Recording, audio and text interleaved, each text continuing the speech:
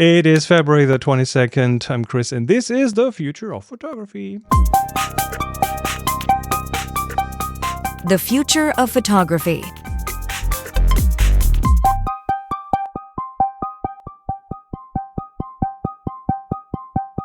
And it's just the two of us today. Hi, Adrian. How are you doing? I'm okay, buddy. I am okay, I think. Yeah. How are you?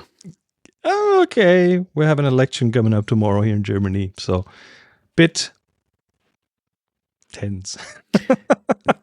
Yeah.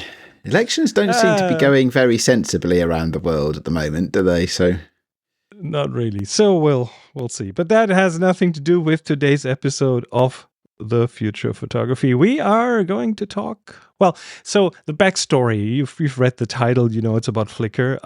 The backstory is, Adrian, you sent me an email with a newsletter about something else, but that had a video in it of someone talking about Flickr turning 21 this year. wow, yeah, that surprised me actually.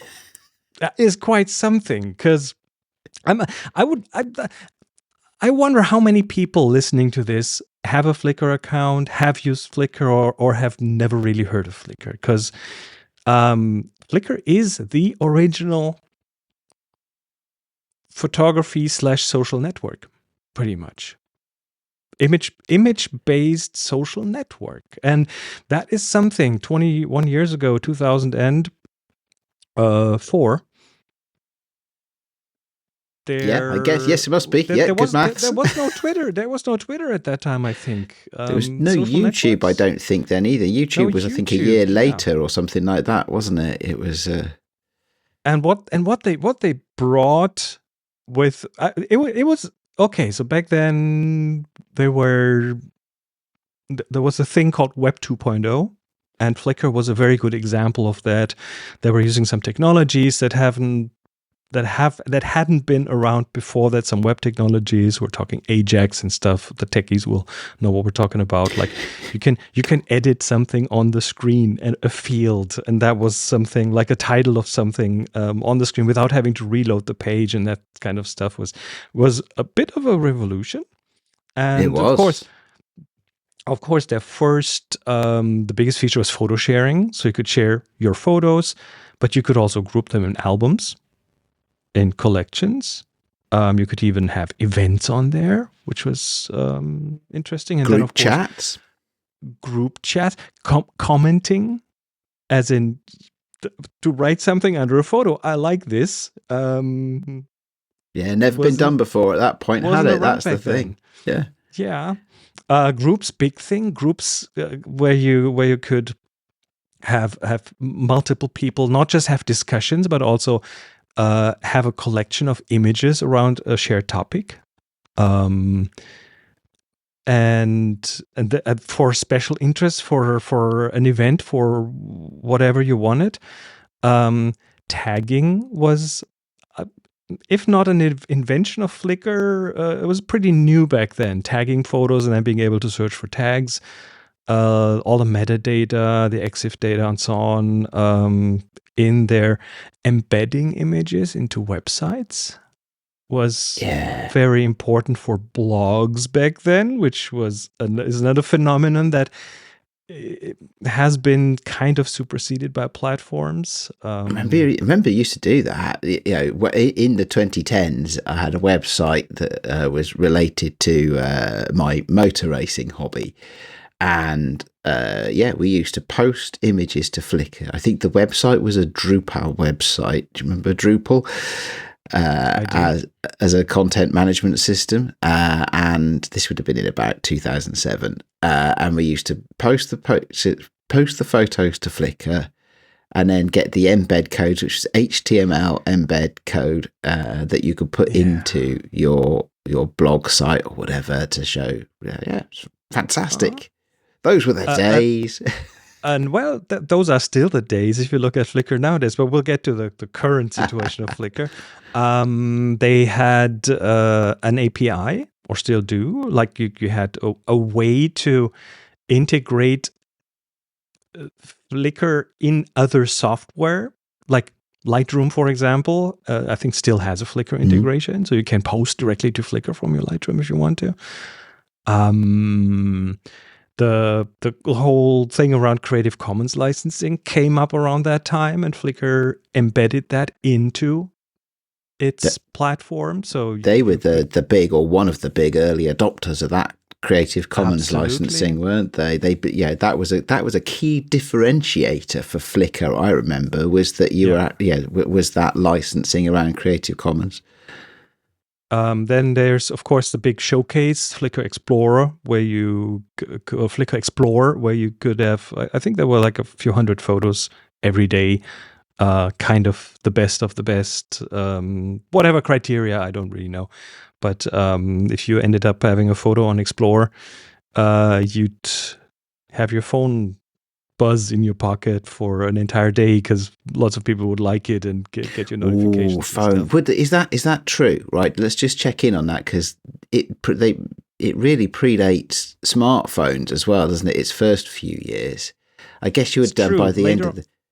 Later on, smartphones back then in 2004, not really, because there were no mobile apps then. You're right. If you were lucky enough to have a Sony phone, you probably had what passed for a good camera in those days. Yeah. But if you didn't have a Sony phone, well, you might as well not have bothered, really. So from a history point of view, again, 21 years ago, it wasn't really like, it was more of a side project as far as I know, from a video game production company. So turned out to be bigger than the video games they made later on. I'd forgotten that story. Yeah, I had to look it up because I didn't know, but that's the origin.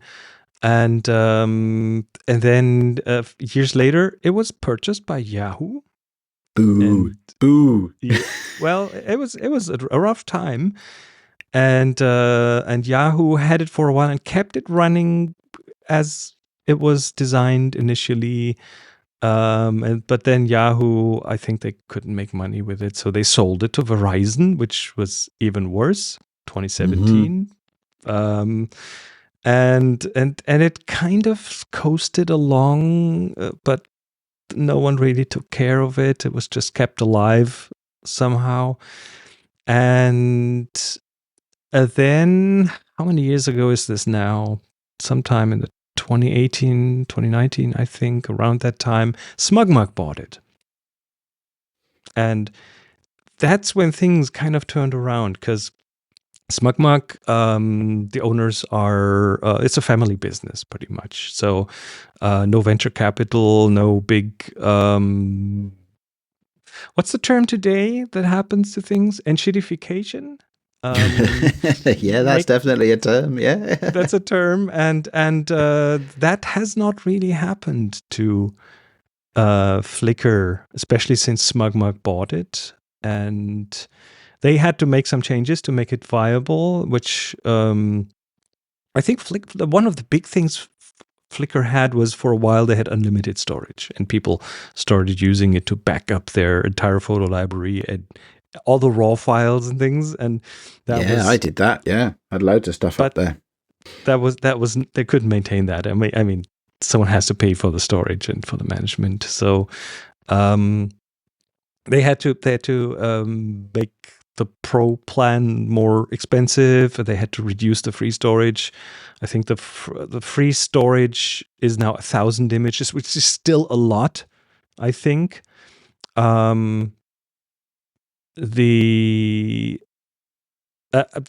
Just to make that business model work. And I mean, if you're because they did say SmugMug, you pointed out, so they're a family-run business, and they said, we're not going to, we're going to run this. It needs to run at a profit because we're too small, to run it at a loss. So there were some changes that came. There were some changes that came in, and that was one of them. The end to free storage, which they, clearly, only an enormous company that is selling the data can afford that. And I don't think they sell the data, do they, SmugMug? I don't think they sell your data, or maybe they do. I don't know. I'm not sure what is what kind of data would be interesting for them to sell. If you look at something like Instagram, for example, which is there to, I would say, get you hooked and for you to spend as much time as possible on there, so they can feed you advertising and they can gather data about you, and they will certainly not give you a chronological timeline, but one that makes you more likely to return and so on.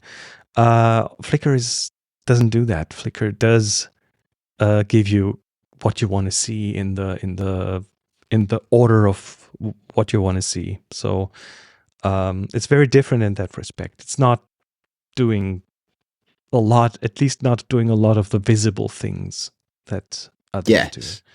Yeah. It's see, it says on the screen you're sharing there, welcome to the nicest place on the internet. I don't think I was ever trolled on Flickr. Not that I was never deep into the forums and the groups and things like that. I used to participate in some things, like there was always a Polaroid Week special thing for many years, and I think a Holger Week used Flickr as well for a while. Some of these in the darker days of film photography, when it was very much declined before it came back, there were several groups that were using Flickr as a place to post, and it just felt like it was always a nice place to hang out. Although it did lag behind a little bit in the technology, because in the Yahoo days they didn't invest in it particularly. True. So other platforms overtook it, unfortunately, and that was especially so in the mobile space. So as the mobile social media came into play, the Flickr mobile app, for a long time was barely usable. There was a great, you probably remember, Chris, there was a great third-party community for Flickr apps because it had good APIs and things like that.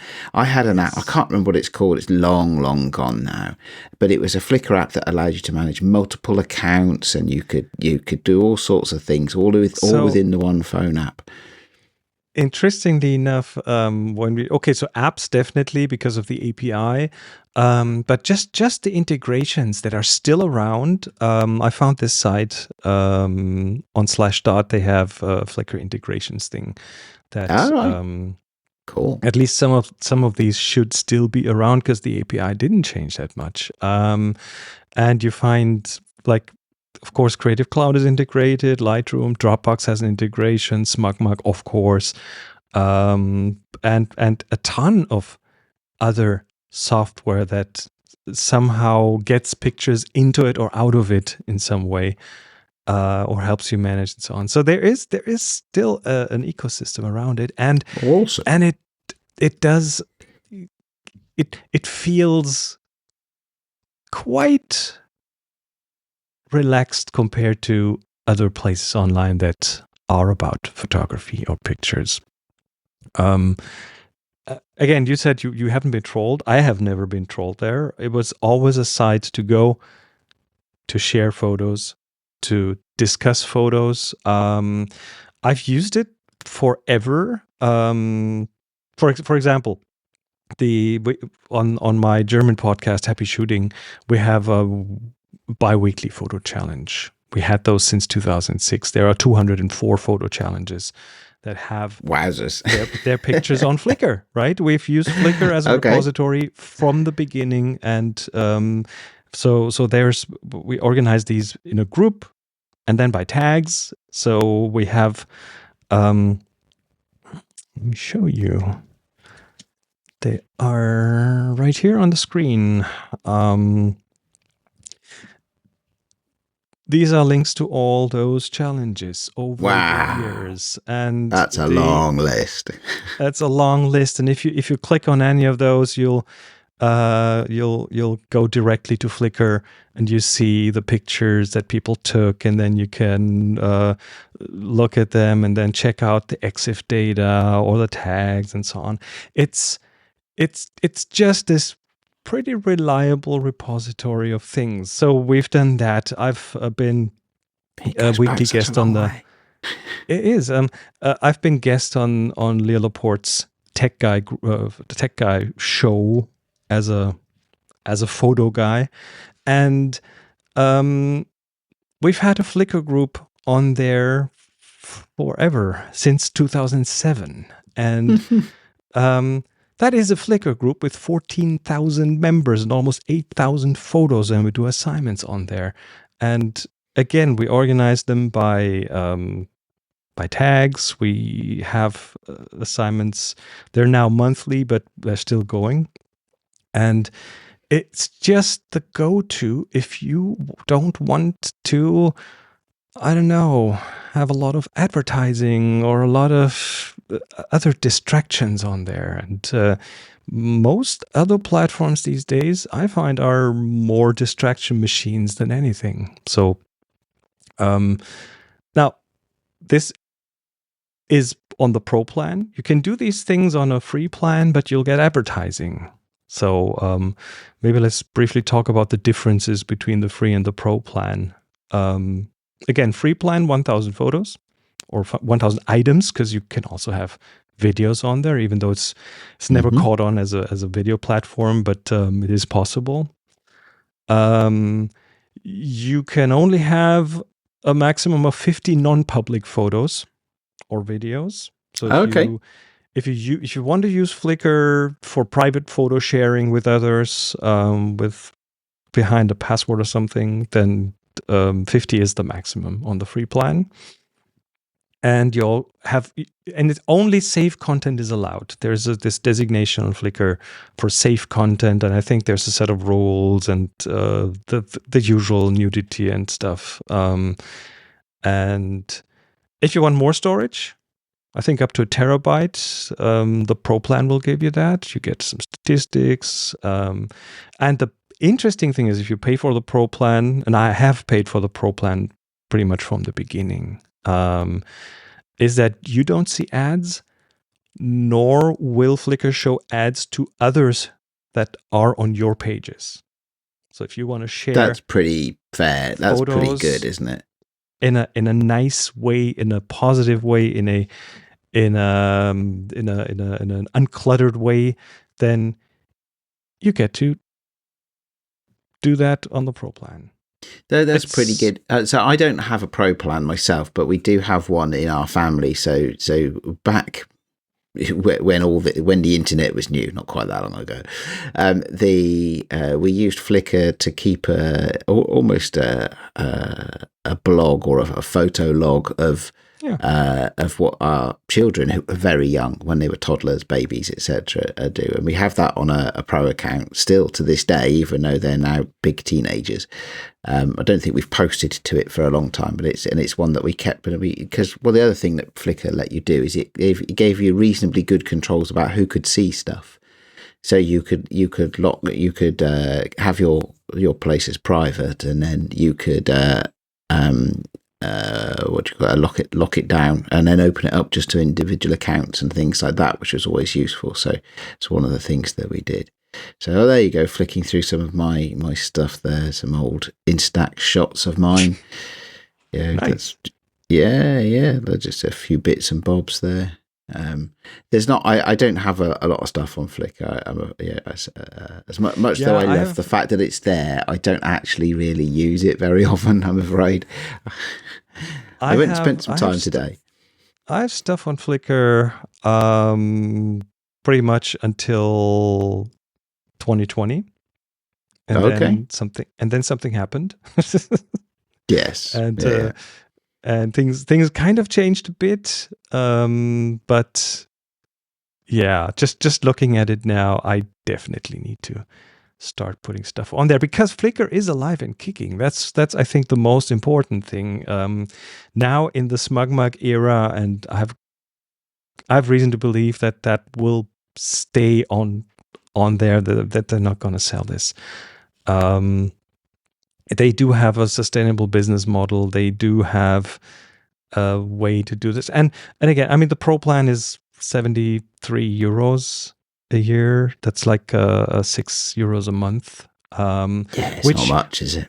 Which when they introduced that, people who had Flickr for free for like I don't know how many years, were a bit pissed off, but the landscape has changed, and paying something like €6 a month for something like this, I don't think is a big deal, to be honest. No, it's compared to other prices, and I think if it's a platform that suits what you want to do in terms of sharing your photos and being part of a community, then I think there's nothing like it that I'm aware of, and so and it's very affordable from that point of view. It's Right. it is just it's different, right? It is different. It feels quieter, and I don't know, because when you use the website, it doesn't show you loads of rubbish and streams and things you don't want to see. It doesn't have loads of flashing lights and light and things like that. It's simply a surprisingly little amount of shouting on there. Yeah, it's a nice place to be, and they will treat you fairly as a user, and they will treat your photographs and your images fairly as well, and there's a lot to be said for that. I think it may not be as shiny as some of the other sites, but it's a good one. It feels much less anxiety-inducing than some of the other areas right now. So for me, that's... Do you know, I think it's one of its really good use cases is if you are minded to have a pleasant place to share your images and the opportunity, but not be chasing likes and not have loads of adverts and not be part of somebody's algorithm particularly. And if you and people often say, oh, well, you can get your own website, can't you? And that's absolutely true. And we all have many of us have our own websites. But there is an element of maintaining the websites and things like that, and often they're more expensive to run a whole website than they are just to have a little Flickr account and stuff like that. So I think if you're minded to share your photos and in a more conversational way rather than algorithmic way, and I think Flickr is a good place for that. Totally, definitely. By the way, right now, again, we're recording this on the 22nd of February, 2025. They started Flickr's 20-day birthday photo challenge. So they have 21 days and 21 themes photo challenges. There's an official Flickr birthday photo challenge group. Of course, they're using their own infrastructure here. You can win some prizes. And if anyone's listening to this, within those 21 days, I think it started on February the 10th, so it should be a bit longer. Okay, we've got 10 days left to go then, or something like that. Yeah, there's discussions of the different challenge days and so on. So, and here's the prompts. So, anyone go ahead and take part in that. I think it's worth having a look for sure. So, Flickr's 21st birthday 21-day challenge. What else? Oh, by the way, another thing that Flickr also does that I have used in the past is Flickr Commons. Have you ever been looking into Flickr Commons? It rings a bell, but no, I can't remember why it rings a bell. So Flickr Commons is they provide free hosting for public domain images in partnership with museums, with libraries, with archives, and so on. The Library of Congress is on there. You can find like historical photos of all sorts of things. Of course, NASA has a lot of photos on there. Old advertisements and so on and so on. So this is a very interesting place to just browse for history, photographic history. So cool. The Commons, flickr.com/commons. I won't go down that rabbit hole now because there's a good chance I won't be stopping for a while. Yeah, probably not in the middle of recording a podcast. That's one for later on, right?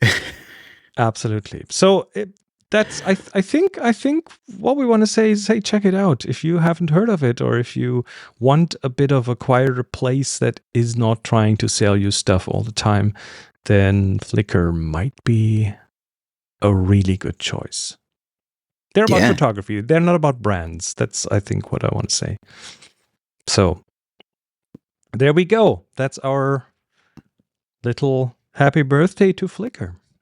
It feels like that's a nice, heartwarming conversation. The first ones who also started to drop vowels from their names. One of the, I think they were the first one actually. Yeah. Flickr. I think they invented the vowel dropping thing, which I'm not a fan of. But hey.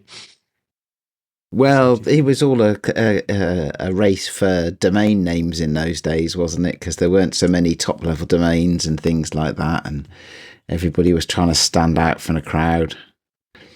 I think it's also a branding thing. So you're trying to use a common term that everyone knows, and then write it slightly different so you can trademark it and something. The other one I've never liked is when people started spelling all their company names with no spaces between the words, or full stops between the words. You know, it's like just because they wanted to be seen to be a little bit webby, a little bit internet-y, and you end up with a name for a company and a logo that looks like a child did it. But there you go.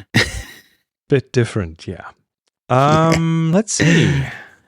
Do we have picks? I think we do have picks. We do have picks. Yes, we do have picks. A classic. Here we go. I have brought a classic that I have actually been playing with today. So my classic is Adobe Bridge, which I first encountered probably about 15 years ago because it used to ship with Photoshop Elements. So when I will, as a very fresh photographer, having bought a copy of Photoshop Elements, got a friend who always used to call it Photoshop Elephants, and now I can't say it properly. Anyway, moving. So I've been thinking I would like to have some sort of digital asset management that is not particularly embedded or integrated into any one editing tool, so that I can use lots of different editing tools. So yeah, Jeremiah and I had a great conversation last week about phone editing apps and things like that. But you know, I'm finding increasingly at the moment on the desktop, I'm doing more and more desktop editing of my photos and working on them and using various different apps. And so I thought, but it's really difficult just on a Mac in a Finder window to browse and find the good ones and things like that. So I thought to myself, I wonder what would be a good asset management app. And I thought, I don't need something that is as crazy as something like Photo Mechanic, which is very specifically designed to be able to do lots and lots of stuff very speedily. But for in terms of consumer, in terms of user interface, at least last time I looked at Photo Mechanic a few years ago, it was a very old-fashioned user interface, but you can't deny the speed of the thing. The professionals use it; they like the speed, but I could never get over how old it looks. Yeah, it looks like it was like developed for Windows 95 or something like that. So I thought, well, I'll try Adobe Bridge. I haven't downloaded it. I haven't used it in years. It's come along a lot in the last 15 years. It's part of Creative Cloud now, as you might expect, but you do get it for free. Adobe Bridge is free. You need a free Adobe Creative Cloud account, but you don't need to pay any money. Mm-hmm. It's incredible. It's got lots of sophisticated tools to integrate to various different Adobe apps. It can do automated workflows and batch processing. I assume you need to have the apps that have the engines to do that processing to make the workflows work. But it seems very, very sophisticated. I just wanted a photo browser, but it seems very, very sophisticated indeed. And does it integrate with other apps? As in, can you integrate your affinity apps and open things in them? I think you can. I haven't done it yet, but I've been looking at it, and I think there are settings for you can set default editing apps of different things and what have you. So there are definitely. I've used Bridge back in the early days before. Well, in the early days before Lightroom, when Photoshop was kind of the thing, the go-to, and Bridge was the asset manager in between. More of a browser, less of an asset manager at that point. And then Lightroom came along and it kind of integrated Bridge into as an asset Yes. manager. It was, I think it was based on Bridge at least, and Early versions were, I'm pretty sure, yeah. and after that point, I never again looked at Bridge because I never needed that glue Me to neither. have several things stuck together. Me neither, but I've been doing some photo editing in CapCut this week on my desktop and stuff like that, and creating.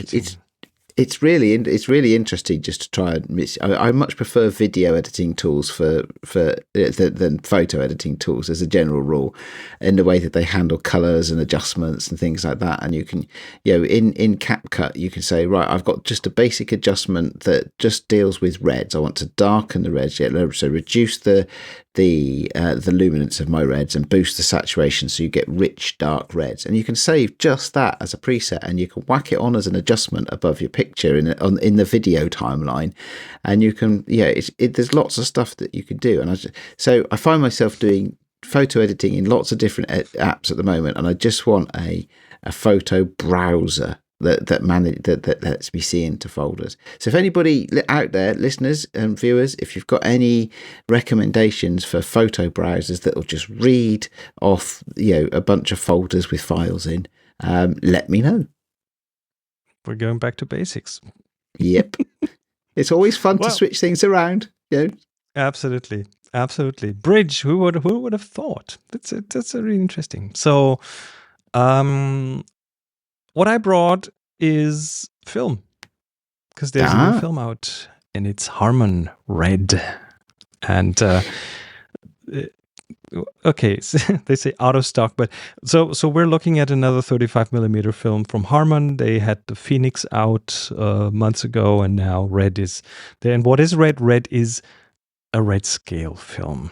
And for those who don't know what that is, red scale film is a film that pronounces, well, that has very pronounced orange, warm red kind of tones in it, and that depending on your exposure. If you expose more, then I think it goes redder, and if you less, no.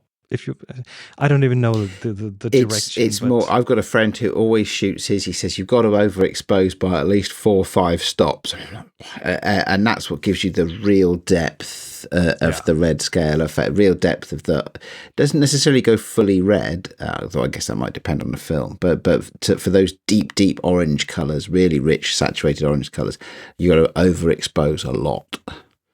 And what's interesting, I mean, I'm very, I find it very interesting how they do this technically, because it is not just, they haven't made a special film for that. A red scale film is a color negative film that you send the light through from the back. So you put it on the spool, you spool it up just the wrong way around, and then all those layers that the light has to go through in a film, and that can be up to like 20 or more layers, are the different colors, and the red is typically the last layer in that stack. So you end up with, you have layers that are sensitive to certain wavelengths of light, and when you turn that around, and that's how red scale was kind of invented. Someone just turned around a color negative film and it was, whoops, what's happening now? And then now red is all of a sudden the layer that's hit first, and that gets more pronounced, and the other tones get more subdued. And I don't know the background, but maybe you know that. Is Red just a re-spooled Phoenix? Because that is their color negative film. That's the Harman color negative film right now. And I was wondering, have they taken part of that big master spool that they made and sliced it up the other way around? Well, why not? Why? Just wondering. Who knows? Anyway, so Harman Red, new film. I still have to get one. It's out of stock right now. Possibly yet same with Phoenix. I think they might have underestimated the run that they got, at least. Oh, well, I hope they got some, because weekend after next here in the UK is the photography show, and Harman always have a stand there, so we'll be able to go and talk to their public relations team and understand what's going on, and they usually bring lots and lots of film and sell it all, so I imagine there'll be quite a run on the colour film that they bring with them, because it's such a much newer product from them. Maybe that's the reason they don't have the online shops don't have a lot of it. Maybe they held some back for the photography show, possibly. Anyway, who knows? I will you be there? I will. Yes, I am planning to go at least one day, as I possibly two, as I often do. Although it's in London this year, so much closer to me. I say much closer. It's a bit closer to me than Birmingham, where it often is. Which is Birmingham has the advantage of being right in the middle of England, if not quite the whole of the UK. But so lots of people can get to it very easily. London, of course, is squished down in one corner of the UK, but has the added advantage of every road and every railway line goes to London. So, yeah, because it's the capital. So, yeah, much of a muchness. So you have a task now. Ask them if that's a Phoenix wound up the other way. I will do. I will ask them as well, because while you were showing that, I was looking at at the web link that you've got, and there was a thing that says actually they seem to suggest that if you shoot at a higher ISO, then you get more of the red effect, which I think is the opposite of what I'd said, whereas you have to overexpose it. So if you shoot at a higher ISO, you get less exposure. Yeah. Yes. So maybe it's pushing it in. Maybe it's pushing it in the development that gets the color rather than overexposure. Don't know. I haven't shot. I do know one thing. I do know is that light is designed to go the other way through. No, sorry, film is designed to go for the light to go the other way through it, not turning it around and have the red side forward. But there you go. Anyway, let us know in the comments or on our Discord. You can find us on our little Discord. The link is in the show notes. Of course, we're on YouTube and we are on thefutureofphotography.com. And yeah, that's it for today. We'll be back with more soon. Until then, everyone take care and bye-bye. Bye. You've been listening to The Future of Photography. Join the discussion on our Discord, find the show notes and all episodes at thefutureofphotography.com, and subscribe wherever you listen to audio.